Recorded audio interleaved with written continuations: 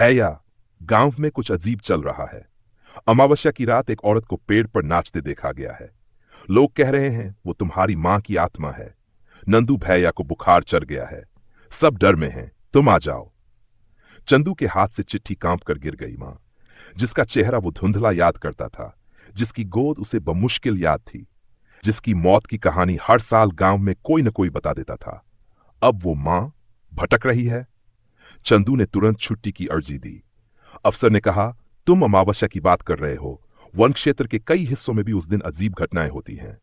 लेकिन चंदू ने कहा, सर, मैं अब जवाब चाहता हूं। एक बेटा अपनी मां की आत्मा से सवाल करेगा। 15 साल बाद जब चंदू करोदा लौटा, गांव बदल चुका था। अब मिट्टी के घरों पर सीमेंट की छाया थी, लेकिन डर की परछाई अब भी वही थी। जैसे ही वह गांव में दाखिल हुआ, लोगों की निगाहें उस पर अटक गई। देखो, कमलाबाई का बेटा आ गया। क्या उसे पता है कि उसकी मां आत्मा बन चुकी है? कहीं ये भी शिकार न बन जाए। उसकी दादी, जो अब बूढ़ी और बीमार थी, उसे गले लगाते हुए बोली, मत जा उस पेड़ के पास बेटा। तेरी मां है या कुछ और, अब पहचानना मुश्किल है। चंदू ने उनकी आंखों में देखा। अगर मां है तो उसे शांति दूंगा, और अगर कुछ और है तो उसे उजागर करूंगा। चंदू अपने पुराने घर गया। वहां अब भी दीवारों पर मां की तस्वीर थी। उसने अपने कमरे में बचपन की डायरी ढूंढी। एक फटी हुई पुरानी सी डायरी के अंदर से एक फोटो निकली, कमलाबाई की, हंसती हुई अपने बेटे को गोद में लिए। चंदू की आंखों में आंसू भर आए। मां, अगर तुम अभी कहीं हो तो आओ, मैं तुम्हें देखना चाहता हूं। गांव में फिर से अमावस्या आई। सन्नाटा, डर और छिपी सांसें। चंदू अकेला ही निकल पड़ा उस पेड़ की ओर जहां नंदू ने कमलाबाई को देखा था। रात के ठीक दांत नहीं था। काली हवा चल रही थी। पेड़ की शाखाएं धीरे धीरे हिल रही थी। चंदू ने पेड़ की ओर देखा और उसकी सांस रुक गई।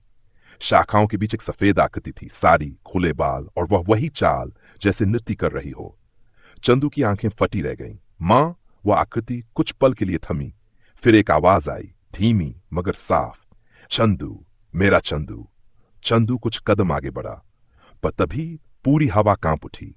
शाखाएं जोर से हिलने लगीं। कोई डरावनी चीख, कुएं से आती बच्चों की हंसी, और एक झंझावात। चंदू जमीन पर गिर पड़ा। चंदू को सुबह गांव वाले खोजते हुए पेड़ के पास से बेहोश अवस्था में लाए। दादी ने उसकी आंखों में देखा और कांपती आवाज में कहा, तू गया था ना उस अमावस्या की परछाई के पास, अब वो तुझ में उतर गई है बेटा। जब चंदू को होश आया, उसने अपनी दादी से कहा, अब मैं वापस नहीं जाऊंगा। अब मैं मां से मिलूंगा, जानूंगा क्या वो सच में आत्मा है या कुछ और। उसकी आंखों में अब डर नहीं, एक ठान थी। चंदू को गांव लौटे अभी कुछ ही दिन हुए थे, लेकिन हर रात उसकी नींद एक डरावने सपने में बल जाती। वह खुद को कुएं के पास खड़ा पाता है। चारों ओर घना अंधेरा, और अचानक कुएं से एक आवाज आती है, चंदू, नीचे आओ।